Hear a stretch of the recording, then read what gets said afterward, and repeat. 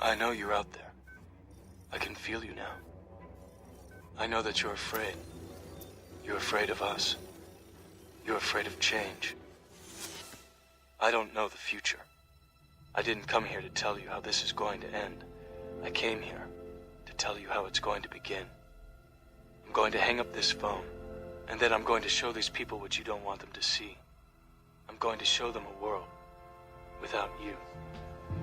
A world without rules and controls, without borders or boundaries.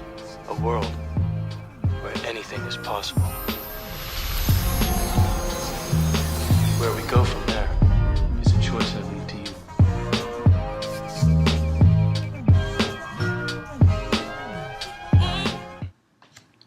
You ready, John? Let's do it. Have you heard any of our other? I've not. I did it on purpose though. Nice. Because I don't want to know what I'm getting myself into. I don't want to be scripted. Dang. I didn't know that was gonna happen if you listened. So, We'll see. There you go. I think it's good. I think it's healthy. Okay, here we go. Welcome, everyone. Oh my gosh, we're back. Episode 3 of the Burkina Faso Chronicles. Season 1. And our special topic today is Gen Y. And the millennials. The children of Generation X. The grandchildren of the baby boomers. Oh, wow. Okay, it's kind of setting parameters. But it's not just the subject matter that we have for you all today. We also have a very special guest in the house. A very special guest. And that would be Jen Darland. Kind of like Gen Y. Oh, wow. That's why you chose me. Wow. Okay, we'll get to that. But yeah, we're here with our friend Jen. We know her from life. So thank you for joining us for our broadcast, Jen. You're welcome. I'm glad to be here. Thank you so much. It's a privilege. Also, this is historic. You're our first female guest on the show. Wow. Yes. Definitely. And Making waves. Yeah, we thought you were the right person. Making history. Right human. Kind of equalizing this whole thing out. Yeah, so you kind of stole the thunder there because I was going to be like, oh, yeah, so Jen, why should we talk about Gen Y today? But,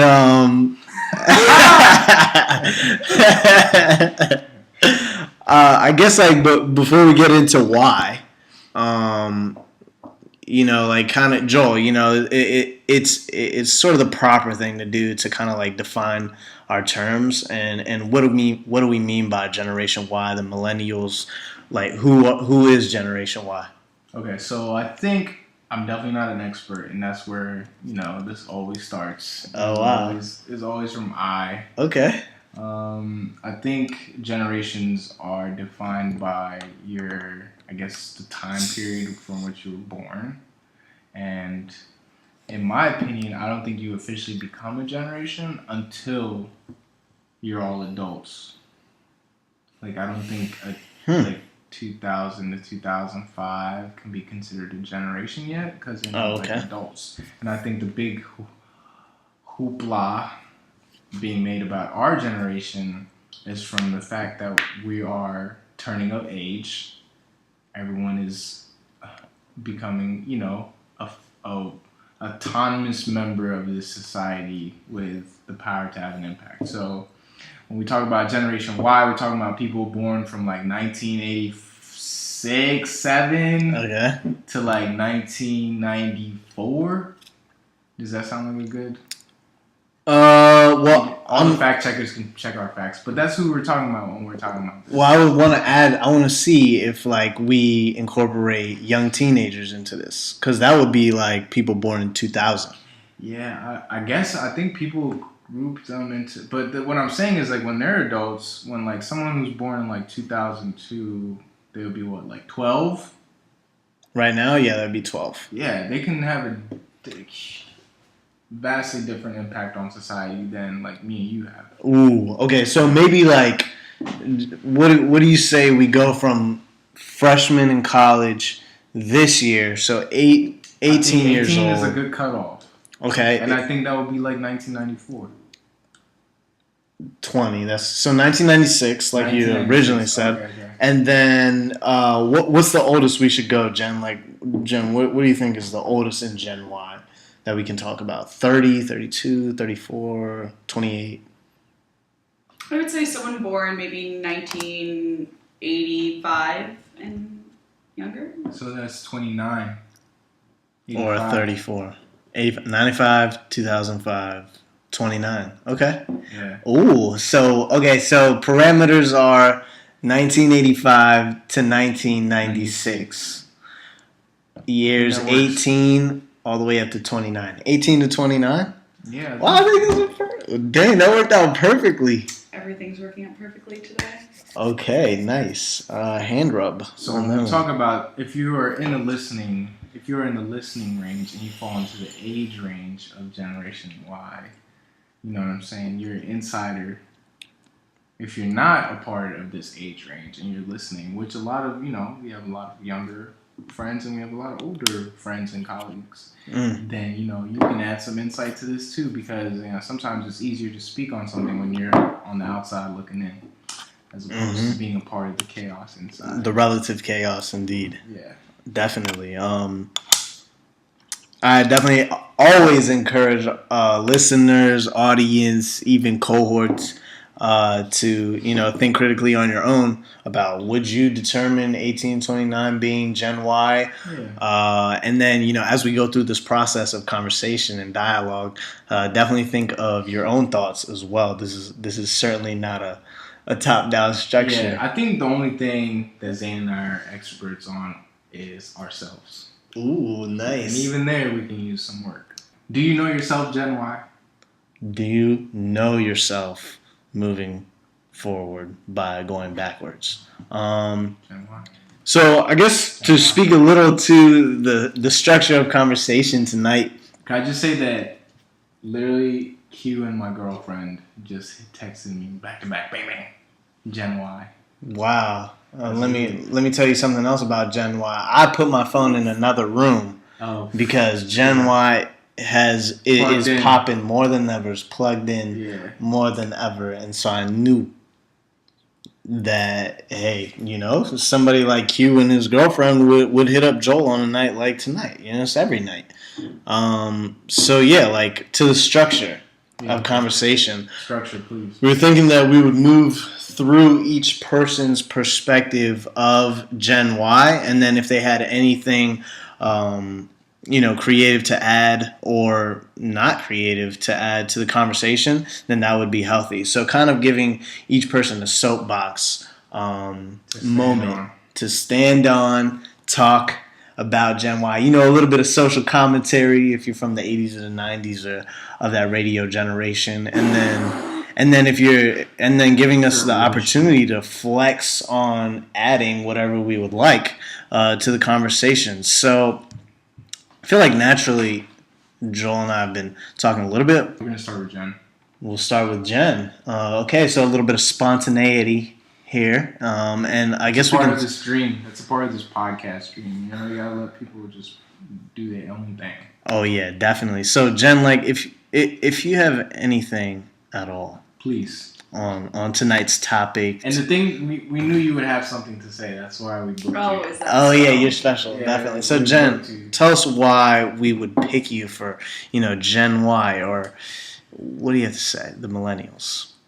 I might be a pretty good representation of the millennial society, millennial generation.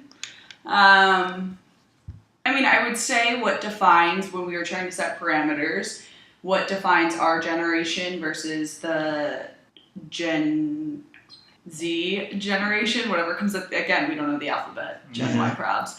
But no, what I would say is we grew up with computers, but when we were born, computers weren't like the end all be all like they are today. If you don't have a computer by the time you're in school or don't have access to a computer, like that's a big problem. Mm-hmm. But I remember the first time I touched a computer. So we kind of grew up learning about computers. It wasn't a part of society. It wasn't a part of life in our early stages. When we went to college, like researching, like, oh my God, we could not be bothered by books.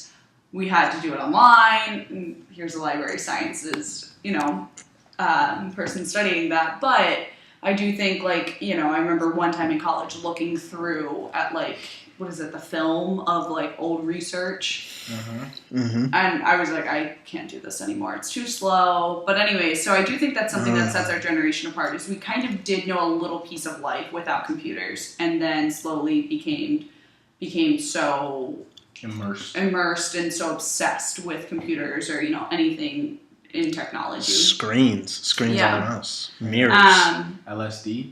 Is that the screen? LSD screens? Or is that drugs? LCD screen. LCD. I mean, what's the difference these days, right? It's all the same. Yeah, you definitely. can watch an LCD screen and feel like you're on LSD. You can overconsume on screens all day long, Definitely. for sure. Definitely. Phone screens, computer screens. I think that's a good point you make about like that kind of like the best of both worlds. Kind of like, I don't even know if it would be the best of both worlds, because we are, I would say Gen Y is so addicted to computers. Oh, okay. I mean, we knew life without them, but we were probably, at least we were at the tail end of it. Didn't know how to appreciate life without them when we were able to consciously appreciate things. Feel like, to speak on that where we are, we're kind of like in the balance of time.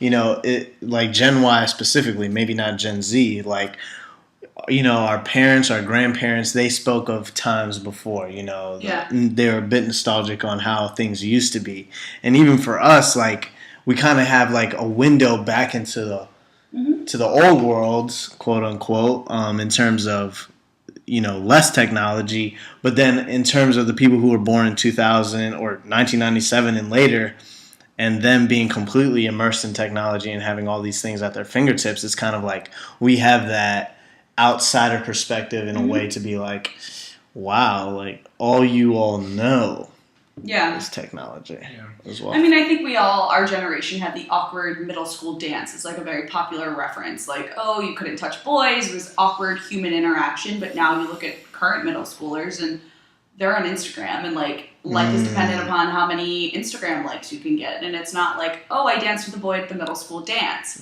So I do think like we were kind of at a good point, or we're at an interesting point in society where we did know we know technology, we knew it back then, but we weren't dependent on it. Now we are, 100%. But I think we got to grow up a little bit unplugged compared to young people today. And I sound like a grandmother because, you know, to my grandmother, she's like, oh my God, like this child is dependent on her computer because she never had that growing up. Right. We're definitely trying to stay a little relevant here too. It gave us a chance to be aware. And like, so now as an adult who's kind of immersed in this computer technology world, you have an understanding of what life could potentially be like if you weren't plugged in all the time. I think we get a chance because of this awareness to have an opportunity to do something that a lot of other generations don't have. And that's, I guess, have a choice.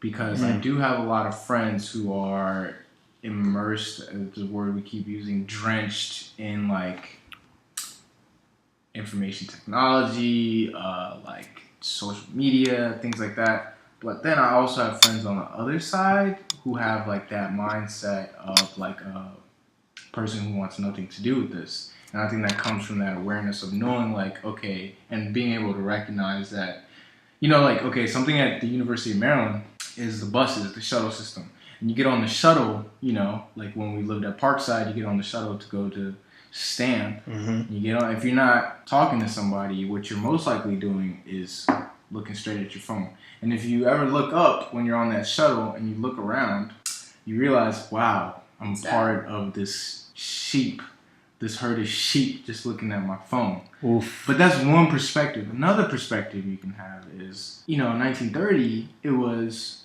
you know, people were segregated, first of all, on the bus. And then second of all, instead of looking at their phone, people were just reading the newspaper.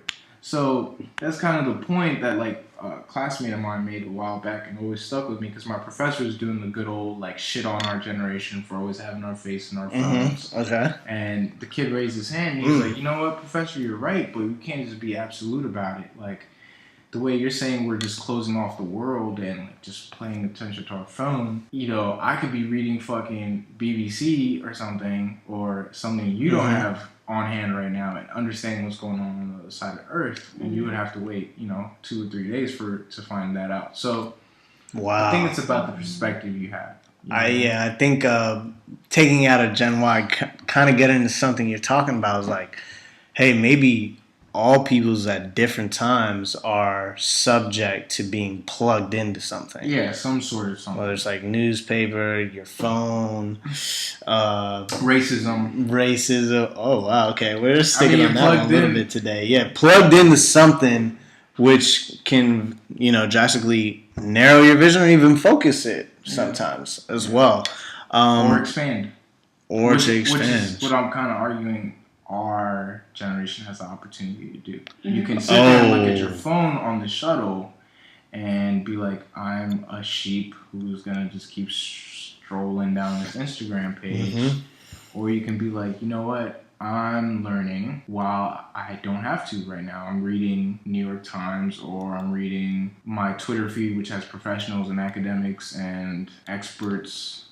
And I'm learning when I'm not in class. And I'm always have information at my disposal. But do you think that breeds unhealthy competition to like be the first to know something, the first to post something? Yeah, absolutely. I do think that breeds that, but then I also think it's a big responsibility and a big opportunity we're getting, which requires critical thinking, which is something I think is missing from all the information that we get all the time. There's no critical thinking involved. So it's not just the consumers, it's also the producers of the information. So a lot of our news and media sources are very thirsty to be the first or to be to break the news, and there's no critical evaluation going on of their reports. They just want to be the first one. So I think you're absolutely right. So Jen, we asked you to bring up the soapbox, and I think it was nice that you brought up that dual perspective of we were kind of born into the privilege of knowing technology, but not necessarily being completely plugged in, and then we're also providing the space to bring something to the conversation that we're not asking you about as well. Did you have anything special tonight? I think the phenomena of Tinder and dating apps is fascinating, and I am not a researcher. I'm not really into any kind of like long-term study or any kind of research in that respect, but I do think something is going to happen to our generation that we've probably never seen before, in where you can literally judge a person by swiping right or left. Judge a person, you don't like them, they're gone. You like them, you can hit them up with a message right away. So I think in 10 plus years, I think the dating app effect is going to be revolutionizing. I don't know. It's going to have a dramatic effect on our generation. And I don't know. I can't predict it, but I think that the people who are studying it right now are either going to be really rich or really educated in 10 plus years. Wow. That's very forward. Relationships in this new day and age for Gen Y and beyond. That's actually. But it's not even the relationship. It's just human interaction is so. It's chalked up to be nothing. It's they're not attractive. Swipe right, swipe left, and I really think it stunts conversation. I think it stunts growth, personal growth. Like you can make your profile look any way you want today, and that's how other people can perceive you, and that's how you define yourself. I absolutely agree with you as far as like it's going to change human interaction. I just don't know if it's going to be for the worst, because what we have now is people that have the power to kind of make decisions solely based on themselves, not about what their friends think. If you're like a white girl on Tinder and you're flashing or whatever, and you see like an attractive Indian guy, let's say, you don't have to feel like you're gonna get judged or people are gonna look at you funny. Like the bar, if you're at the bar and you decide you want to interact with this guy that I guess your friends wouldn't normally see you interacting with or something.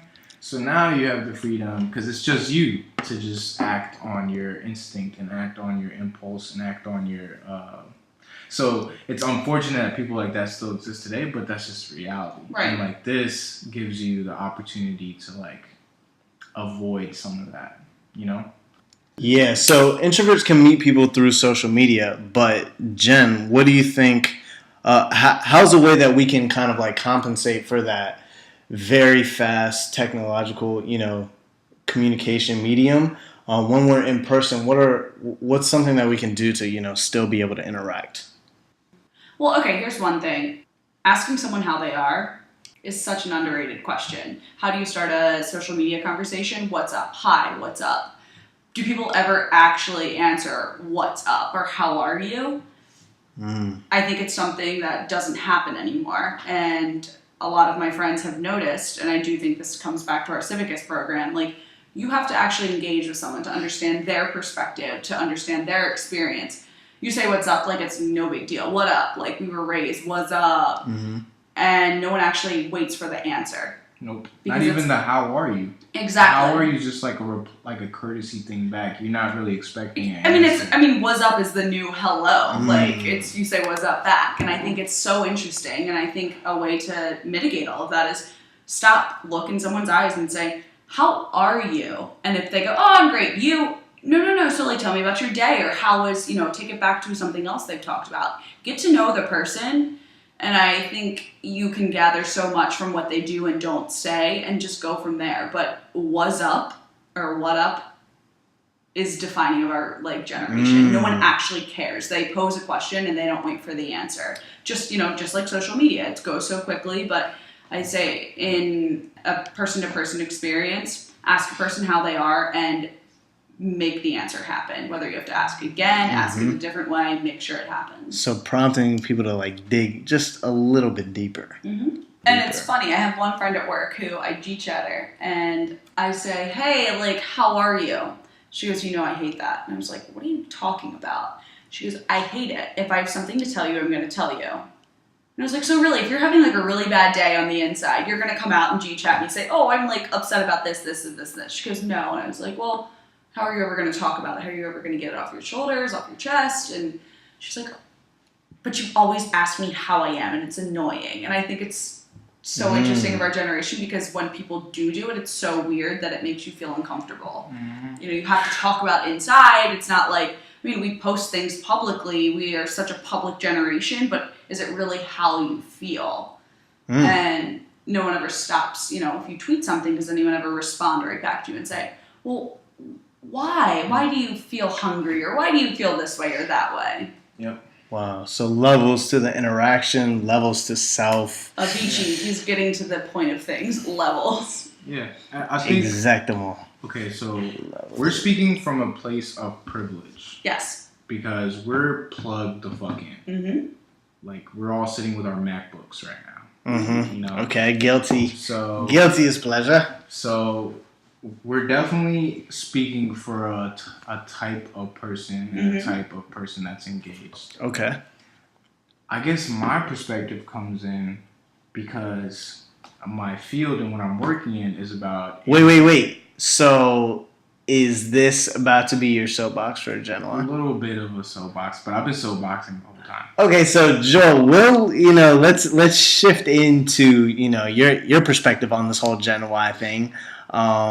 We've talked about relationships, we talked about parameters, digging a little bit deeper. Yeah. But what do you think about this whole Gen Y topic? Okay, I think all of Gen Y is an interesting group. I think the group that we're speaking for is a spoiled group. Like I said, privileged. Spoiled, okay. So comes from a place of privilege, a place of being so engaged with this that you are taking it for granted. You're not using it in its best possible way. You're letting all the side effects or all the bad things that can happen. Okay. But this type of technology and this type internet in general and internet social media specifically is, in my thinking, it's becoming a social right, a civil right to be it is the right of a U.S. citizen to be plugged in like this. You can choose not to be, but you should at least have the choice. Because, like I said, when you see the good things that can come in, like I had a phase where I just like loved Wikipediaing like random things. Like that's how we came up with the name of this podcast. Is like seeing what it really means. Yeah, well, like I Wikipedia Thomas Sankara because I had like a phase of like African revolutionaries, and I was Wikipediaing them all the time, like, literally just on the shitter. Like, let me just Wikipedia somebody. Right? Okay, and you just learn something right there. Like, bam, right in your hand. And Wikipedia is a legit source of information, people. This is from a library person. It's a legit source of information. WikiLeaks? That's a whole nother game, but that's legit too. Okay. So I think all the things that that are becoming a part of the everyday rhetoric about information and information technology, I think they're correct, and I think we should talk about them. The memory, the attention, the human interaction, how it's going by the ways, all that stuff is important. But I think we need to focus on some of the crazy, unbelievable things we're able to do today because of this, and the sectors of people being left out from not having this available to them. So yeah, Gen Y, the whole premise is that we're thinking that Generation Y and Millennials are people who are technologically savvy, but you're arguing that it's not the case. We're a small population. I mean, there was a report, I think it was Pew, that said that like there's there's this a grand total of like a shit ton of people not with computer or internet access alone. Okay, all right, that's a problem in its own.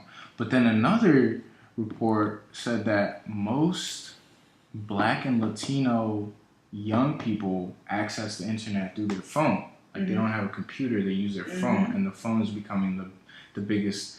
Well, it's like the first thing you have to do when you get into school. It's like put your phone away. Even in college, where you're considered to be an autonomous, like self-independent person, like we get your phone away, blah blah blah blah. So we're still in this place of like treating technology and stuff like that as like not a part of our everyday society and not a part of your everyday right as a person. But it is. It's not something you can just put away. Like it should be incorporated in our schools. It should be incorporated in our curriculums. It should be used as a way to get more access to more people. You know what I mean? Like not everyone needs to have a computer, but maybe if you can get them a smartphone or something like that. So I'm just saying there's a lot of benefit to it. All this stuff. Yeah. There's also a lot of people not receiving that benefit. So. Well, I think something going off of that, I work in public relations. I'm very plugged into like the digital world and what makes something effective in the digital space. If a lot of people in our generation are accessing things from their phones, and I have read a lot of things about that, it costs a lot of money to make content mobilely accessible. Yeah. So the companies that have, or the organizations, any website that has a lot of money is able to make a mobile site. And if you don't have the money, things don't format right online and they don't look right on your phone. It's not accessible in the same way where a company, they have a lot of money, a very popular drink company, they have a lot of money, they can make their information so easily accessible. But information that these individuals who can only access the internet through their phone may need to see, that gatekeeper may not have the resources to make it available, which is unfortunate because everyone has to access the internet. But Zane, what's your soapbox, bro? Why don't you let us in a little bit? Okay, so we're back. My soapbox kind of speaks to like the health side of this whole Gen Y thing and dealing with technology. And actually, what better place than to start with self? Literally, I was in the office the other day and I was at my computer plugged in, I think like super plugged in. Had the phone right here, had the computer in front of me, and all of a sudden one of my colleagues comes over, and I didn't know that my face was only 6 inches away from the computer screen, but my colleague kind of like lifts my computer up and, makes it high enough so then I'm kind of like sitting straight instead of like hunched over at my computer. There's definitely two things here. Like one is being plugged in and the other is kind of like oh my gosh, like what is this doing to our human species, like moving forward? So every time that we are looking at people on phones, like whether it's on the metro or if I'm at work, looking at my computer trying to do something sick, it's kind of like there's that little hunch or your head is tilted a little too forward in terms of like consuming this vital information at times. And so it's kind of like we have the plugged in perspective. We also have the unplugged perspective of those who don't have access. And my thing is kind of like, hey, like make sure you're just sitting up straight. Even if you are going to be, tagging along in this new machine age or whatever, like, sitting up straight, looking at your computer with a straight back, or if you're on your cell phone at the metro and stuff like that, really pay attention to what's happening in your shoulders, your back, and all that. I mean, I can't, like, I think I'm hunched over at least, 4 hours of the day. So I guess, like, my soapbox thing is really paying attention to posture. It's serious. My back hurts. Posture's a real thing, man. The blood flow, the spinal. Just go see a masseuse. They'll tell you. Exactly. Like, they'll really tell you, be like, yeah, you're really stiff. If you want that blood to flow straight up the spine to your head, and you're not hunched over and the canals and, that critical part of your spine are like sealed off because you're hunched over, you want that, super flexing of the prefrontal cortex and all the blood to flow to your brain where, your nervous system is and all that kind of stuff. Like even, I'm also speaking from like, maybe the work perspective and, all of us do have to deal with some type of rigorous, or even if you're just sitting down, like hitting them with, let me hit y'all with the 50-10 rule. 50 minutes of straight productivity and plugged in, and then like 10 minutes of, just stepping away from the box and just like stretching it out, doing the, the tree trunk twists. Well, more like a literal stepping away. Some Stepping people will away do from the 15 minutes computer. of work. It's looking at your cell phone. Yeah, and then do 10 minutes of like, let me check my phone. Instagram. Check my Facebook. No, that's continue to be hunched. Absolutely, that's not what I mean. Also, your eyes, that right at that screen. 6 inches away, you kind of want to like bring your bearings back and kind of see how far away everything else really is. Yeah. Walking around the office. Putting your laptop on your lap, you gotta watch out for the heat. The dudes, yeah. On your genitalia. Exactly. Women as well. Women as well. Your indeed. genitalia. Definitely. A little harder to cook. It kind of speaks to, AC and such are also very accessible to some people as well, and kind of like getting out of that, I guess, like not false air, but fostered air for us. Kind of like stepping out, breathing the air for itself. What it is kind of like you're just stepping away and then stepping back in. And some fresh air. Definitely. So you're just telling Gen Y to be aware. The short term and the long term. Yeah, definitely. Yes. The pitfall is just that. I think with all this technology and our social media and all this comfort in our lives, Gen Y has the tendency to trust itself. Or get lost in the sauce. Get lost in the sauce of like, you don't even think about yourself, you're thinking about other people. Instead of taking a step back and paying attention to the patterns. Exactly.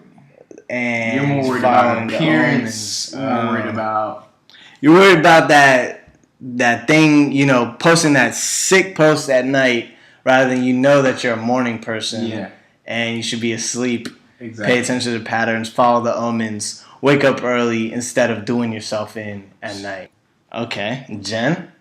The internet is literally your oyster. Like, you can do whatever you want. And I think people often limit themselves to, I'm guilty of it, my social media platforms, or, I'm like, oh, I finally have searched everything there is on the internet. I can fall asleep at night. I've checked all my apps. I've done everything.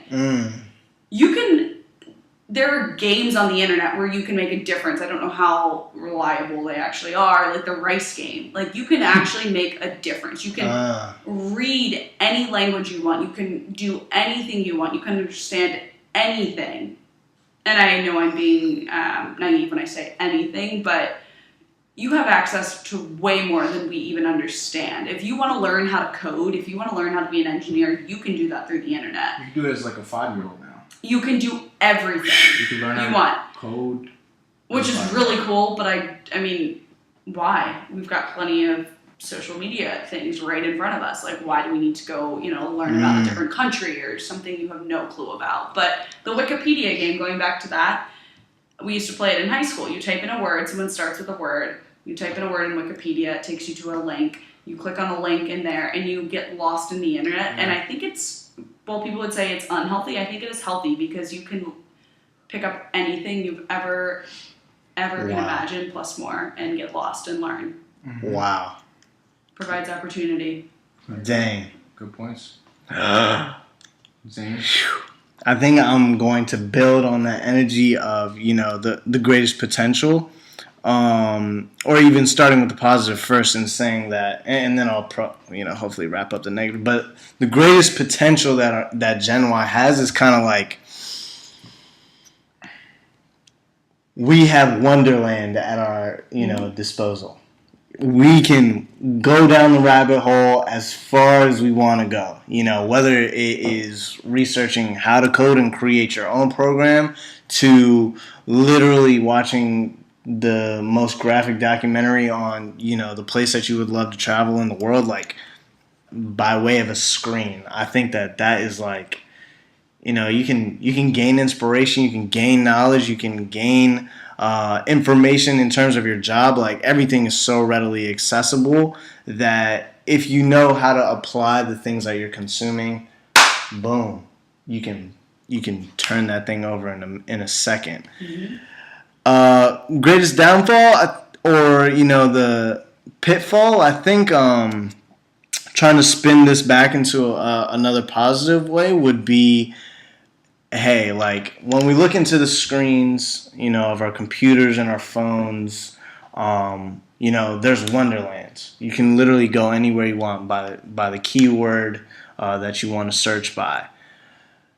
But if we get back to my thing about, it's not just about the spinal cord, but if we look up and look away from computers and phones, there's literally wonderland, in 3D as well. So it's like, hey, boom, the real world is your screen as well. So like, yeah, there's this thing that's like, you can peel through the rabbit hole, or you can look up and walk forward and look at the building to your right, the different type of bricks.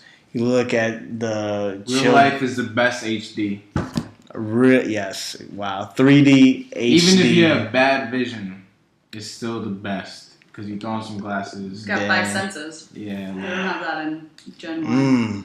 Yeah, you throw on exactly. Real D, 3D, HD. is the best. Look alive when you're not looking at your phone. You might see something that you never saw before. Yeah. So that's what I got on that. I understood that about like HD TVs. Okay, for sports, I understand why you want it to be like a real clear like it's like you're at the game. Uh-huh. Okay, I get that. But if you're just watching like Seinfeld, what's the big deal about having Seinfeld on HD? It's just cars on the street. So you go outside, you see cars on the street in a better light than you do when you're watching Seinfeld. Like, I never really understood that. Okay, sick. Well, Jen. Yes. Thank you. Thank you Thank kindly. you for joining us. Thank you for having us at your place for this. Oh yeah. Thank you for coming. Right down in. It's been a pleasure. All right, right next, northwest. It's been some healthy dialogue. Two-way. What is the definition? Two-way. Flexible minds. Oh, flexible minds, open conversation. Alrighty, folks. Stay limitless. Do the most. Undo the most. And we'll check in with y'all next time. Peace with ya. Hold on tight. I'm not exactly sure what's going to happen yet. Faster, faster. If we don't pick up enough speed, we'll never get through. Get through what? Aha. You mean we're going? Up and out. But this roof is made of glass. It'll shatter in 1,000 pieces. Or we'll be cut to ribbons. Probably. Hold on, everybody. Here it comes. watching closely.